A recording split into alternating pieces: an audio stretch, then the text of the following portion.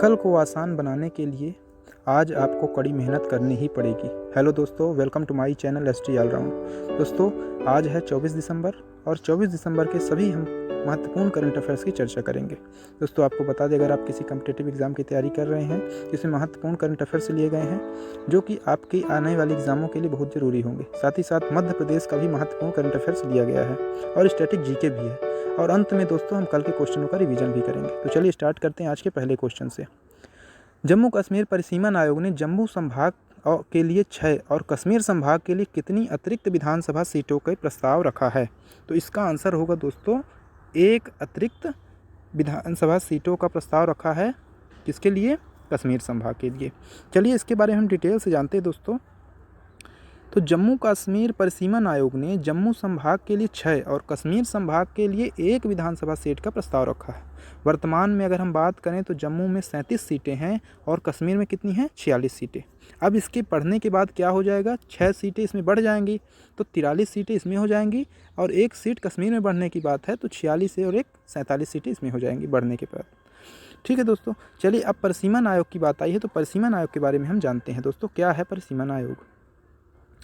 यह ऐसा पहली बार हो रहा है दोस्तों जम्मू कश्मीर में एससी के लिए, मतलब शेड्यूल कास्ट के लिए 9 और शेड्यूल ट्राइब के लिए 7 सीटें आवंटित करने का प्रस्ताव है। जम्मू कश्मीर पर परिसीमन आयोग की अध्यक्षता न्यायमूर्ति रंजना प्रकाश देसाई कर रही हैं। इसमें अन्य सदस्य भी शामिल हैं जैसे सुशील चंद्रा और केवल कुमार। केंद्र शासित प्रदेश जम्मू कश्मीर के विधानसभा क्षेत्र को फिर से तैयार करने के लिए 6 मार्च 2020 को 6 सदस्य आयोग का गठन किया गया था। वहीं परिसीमन आयोग राष्ट्रपति के द्वारा निर्वाचित क्षेत्रों की संख्या और सीमाओं को निर्धारित करने के लिए नियुक्त किया जाता है। ठीक है, आयोग अनुसूचित जाति अनुसूचित जनजाति के लिए भी आरक्षित सीटों की पहचान करता है। तो ये परिसीमन आयोग के कार्य होते हैं। ठीक है दोस्तों, चलिए आगे बढ़ते हैं हम अपने दूसरे क्वेश्चन के लिए। दूसरे क्वेश्चन में बढ़ने से पहले दोस्तों प्लीज़ हमारे चैनल को लाइक, शेयर और सब्सक्राइब जरूर कर दीजिए और साथ ही साथ बेल आइकन प्रेस कर दीजिए जिससे आने वाली वीडियो का नोटिफिकेशन आपको मिल जाए। दूसरा क्वेश्चन है दोस्तों, आईसीसी अंडर 19 क्रिकेट विश्व कप 2022 की मेज़बानी कौन सा देश कर रहा है? तो अंडर 19 क्रिकेट विश्व कप की मेज़बानी वेस्ट इंडीज़ कर रहा है। कौन कर रहा है? वेस्ट इंडीज़ का आंसर होगा दोस्तों। तो चलिए इसके बारे में जानते हैं। आईसीसी क्रिकेट अंडर 19 क्रिकेट विश्व कप 2022 में 14 जनवरी से 5 फरवरी तक होगा और कहाँ आयोजित होगा? तो वेस्ट इंडीज़ में आयोजित होगा ये। ठीक, चलिए इसके बारे में आईसीसी के बारे में हम दोस्तों जानते हैं। आईसीसी के क्या है? आईसीसी जो है तो पूरे विश्व भर में क्रिकेट को रेगुलेट कराता है। इसका फुल फॉर्म होता है इंटरनेशनल क्रिकेट काउंसिल, क्रिकेट अंतर्राष्ट्रीय क्रिकेट परिषद हिंदी में। स्थापना 15 जून 1909 में। इसका मुख्यालय कहाँ है? दुबई, संयुक्त अरब अमीरात में। चलिए अब आईसीसी की बात आई तो कुछ टूर्नामेंटों के बारे में जानते हैं, कुछ करंट अफेयर्स के बारे में। आईसीसी के महत्वपूर्ण बिंदु के बारे में समझते हैं। आईसीसी पुरुष T20 विश्व कप 2022 का आयोजन कहाँ होगा दोस्तों? तो ऑस्ट्रेलिया में होगा। ठीक है, आईसीसी पुरुष T20 विश्व कप 2021 कहाँ हुआ था? यूएई। और किसने जीता है इसे? ऑस्ट्रेलिया ने जीता है। ठीक, आईसीसी चैंपियंस ट्रॉफी 2025 कहाँ होगी? तो पाकिस्तान में होगी। आईसीसी पुरुष क्रिकेट समिति के नए अध्यक्ष कौन बने? सौरव गांगुली को बनाया गया है। चलिए तीसरा क्वेश्चन देखते हैं दोस्तों। तीसरा क्वेश्चन है, राष्ट्रीय गणित दिवस कब मनाया गया? तो राष्ट्रीय गणित दिवस मनाया गया 22 दिसंबर को।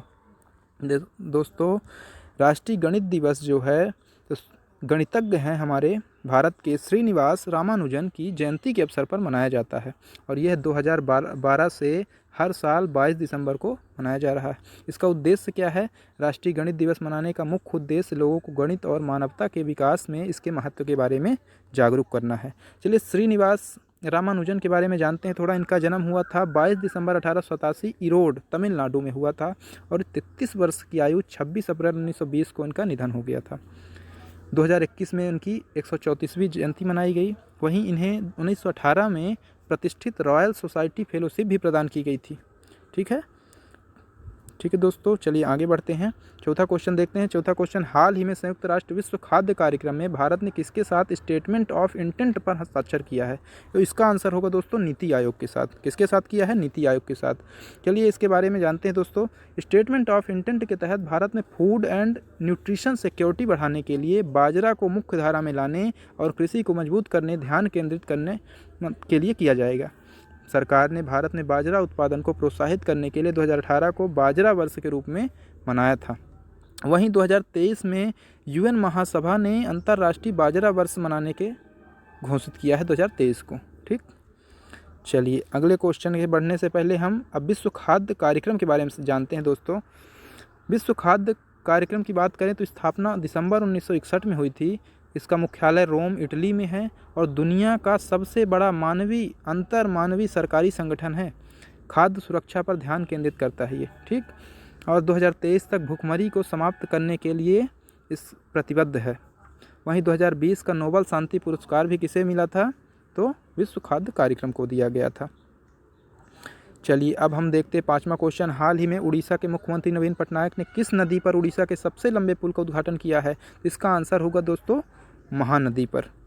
ठीक है, चलिए इसके बारे में जानते हैं। उड़ीसा के मुख्यमंत्री नवीन पटनायक ने गोपीनाथपुर में महानदी में सबसे बड़े पुल का उद्घाटन किया है और ये 3.4 किलोमीटर लंबा पुल है जो कटक जिले के सिंहनाथ पीठ और बैदेश्वर को जोड़ेगा। और इसकी लागत कितनी है? तो 111 करोड़ की लागत है। और इसकी आधारशिला किसने रखी थी? तो 28 फरवरी को 2014 में ही वहीं के मुख्यमंत्री नवीन पटनायक जी ने ही रखा था। चलिए इसके बारे में, उड़ीसा के बारे में अब जानते हैं दोस्तों। उड़ीसा की स्थापना कब हुई थी? तो 1 अप्रैल 1936 में इसकी स्थापना हुई थी। राजधानी है भुवनेश्वर। मुख्यमंत्री नवीन पटनायक, राज्यपाल गणेशी लाल, विधानसभा सीट 147 है, लोकसभा 21 है और राज्यसभा 10 सीटें हैं। अब वहाँ की नदियाँ कौन कौन सी हैं? ब्राह्मणी, वैतरणी और महानदी वहाँ की प्रमुख नदियाँ हैं। छठवां क्वेश्चन है दोस्तों, 6 दिसंबर 2021 को सशस्त्र सीमा बल ने अपना कौन सा स्थापना दिवस मनाया है? तो इसका आंसर होगा दोस्तों 58वां स्थापना दिवस मनाया है। चलिए इसके बारे में हम जानते हैं डिटेल से दोस्तों। सशस्त्र सीमा बल की स्थापना 20 दिसंबर 1963 को हुई थी। कब हुई थी? 20 दिसंबर 1963 को। और इसने अपना 30 दिसंबर 2021 को सशस्त्र सीमा बल ने अपना 58वां स्थापना दिवस मनाया है। अब हम जानते हैं सशस्त्र सीमा बल के बारे में, SSB के बारे में।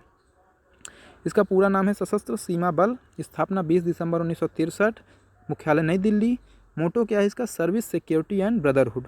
इसके महानिदेशक कौन है? कुमार राजेश चंद्र जी हैं।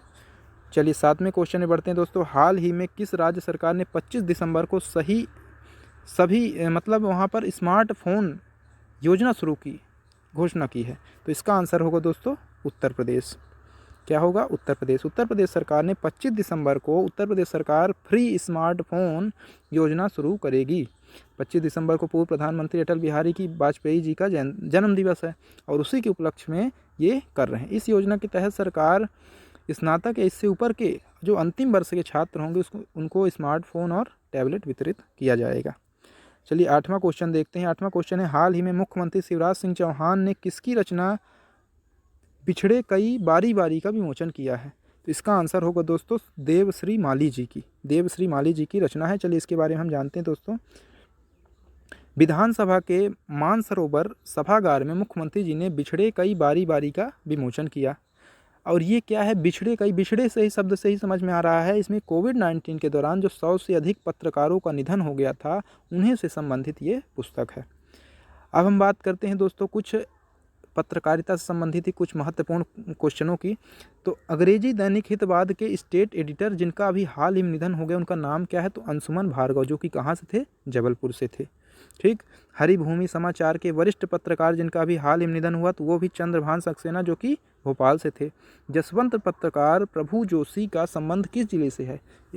तो ये इंदौर से थे। कुछ और भी इम्पोर्टेंट बातों को हम बताते हैं दोस्तों, ध्यान से आप बने रहिएगा हमारे साथ। भोपाल गैस कांड पर पत्रकारिता करने के लिए किस पत्रकार को BD गोयनका अवार्ड 1985 दिया गया था?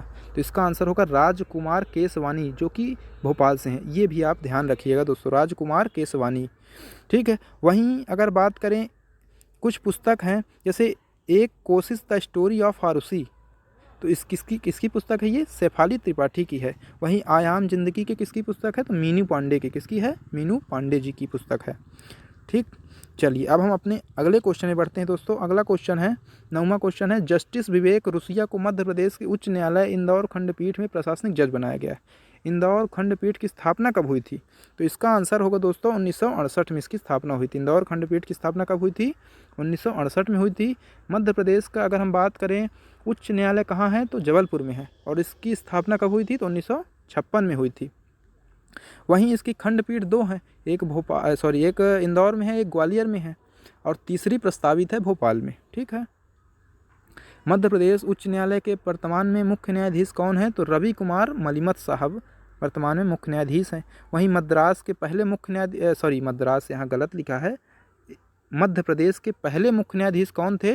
तो मध्य प्रदेश के पहले मुख्य न्यायाधीश मोहम्मद हिदायतुल्लाह जी थे। ठीक है, चलिए आगे बढ़ते हैं अपने अगले क्वेश्चन में। 10वां क्वेश्चन है, मध्य प्रदेश नियंत्रण बोर्ड के द्वारा विवाद से विश्वास योजना कब लागू की जाएगी? तो इसका आंसर होगा दोस्तों 1 जनवरी 2022 को। कब लागू की जाएगी विवाद से विश्वास योजना? 1 जनवरी 2022 को। चलिए इसके बारे में जानते हैं डिटेल से। विवाद से विश्वास योजना 1 जनवरी 2022 से लागू होगी और 31 मार्च 2022 तक ये लागू भी रहेगी। मध्य प्रदेश प्रदूषण नियंत्रण बोर्ड की बैठक में यह निर्णय लिया गया है। किसके लिए? प्रवेश द्वार पर न्याय राज मुकुट। अब चलिए हम कुछ क्वेश्चनों को समझते हैं। किस द्वार पर लिखा है न्याय? किस किले पर? कौन सा ऐसा किला है जहां लिखा है न्याय राज मुकुट का रत्न है? तो यह है दतिया किला। तो हम दतिया के किले की बात करें तो दोस्तों वहां का निर्माण किसने करवाया था? तो वीर सिंह बुंदेला ने करवाया था। वहीं और ये शब्द जो लिखा है न्याय मुकुट का रत्न है, ये किसने लिखवाया था? तो राजा भवानी सिंह ने लिखवाया था। ठीक है दोस्तों, चलिए कुछ अब और इम्पोर्टेंट दतिया के बारे में बात करें। दतिया में ही सतकंडा महल है। कहाँ है सतकंडा महल? तो दतिया में ही है। चलिए एक क्वेश्चन और आपसे पूछते हैं, किस जिले में 500 वर्ष पुराना तापेश्वर महादेव मंदिर है? तो ये होगा महादेव पुराना मंदिर जो है तापेश्वर का, ये मंदसौर में है। कहाँ है? मंदसौर में, जो कि किस नदी किनारे है? शिवना नदी किनारे है। किस नदी किनारे है? शिवना नदी किनारे है। और साथ ही साथ इसका निर्माण किसने करवाया था? मंदसौर ये जो मंदिर है हुसंग शाह ने निर्माण करवाया था। ठीक है ना, ये बातें आप नोट रखिएगा। ठीक है दोस्तों, तो चलिए अब हम कल के क्वेश्चनों का रिवीजन करते हैं। तो पहला क्वेश्चन है, अभी हाल ही में लोकसभा ने चुनाव कानून संशोधन विधेयक 2021 पारित किया। इसके अनुसार मतदाता सूची में किस दस्तावेज को जोड़ना स्वैच्छिक बताया गया है? तो आधार कार्ड को। खेलों को बढ़ावा देने के लिए खेल नर्सरी योजना 2022-23 किस राज्य सरकार ने शुरू किया? हरियाणा ने। हाल ही में किसे BBC sport personality of the year चुना गया? तो एमा रादुकॉन को चुना गया है। ठीक है दोस्तों, चौथा क्वेश्चन है, हाल ही में नागालैंड सरकार के द्वारा कितने जिलों की घोषणा की गई है? 3 जिलों की। सुशासन सप्ताह 2021 कब से कब तक मनाया गया? तो 20 से 25 दिसंबर तक। हाल ही में भारत की सबसे बड़े ड्रोन शो का आयोजन कहाँ किया गया? लखनऊ में। मध्य प्रदेश महिला अपराध शाखा को किस नाम से जाना जाएगा? तो महिला सुरक्षा शाखा के नाम से जाना जाएगा। चलिए 8वां क्वेश्चन देखते हैं। 8वां, मध्य प्रदेश में राज्य स्तरीय स्वरोजगार मेले का आयोजन कब किया जाएगा? इसका आंसर होगा 12 जनवरी 2022 को किया जाएगा। इंडियन इकोनॉमिक एसोसिएशन का 104वां वार्षिक सम्मेलन कहाँ आयोजित किया जाएगा? तो भोपाल में किया जाएगा। मध्य प्रदेश में पहली बार किन शहरों में सिंगापुर की तर्ज पर सिटी बायोडाइवर्सिटी इंडेक्स बनाया जाएगा? तो ये इंदौर और भोपाल में। ठीक है दोस्तों, तो अब ये आप ध्यान रखिएगा। इसी तरह क्वेश्चनों को देखने के लिए हमारे साथ बने रहिए। हमारे वीडियो को लाइक, शेयर और सब्सक्राइब कीजिए। धन्यवाद।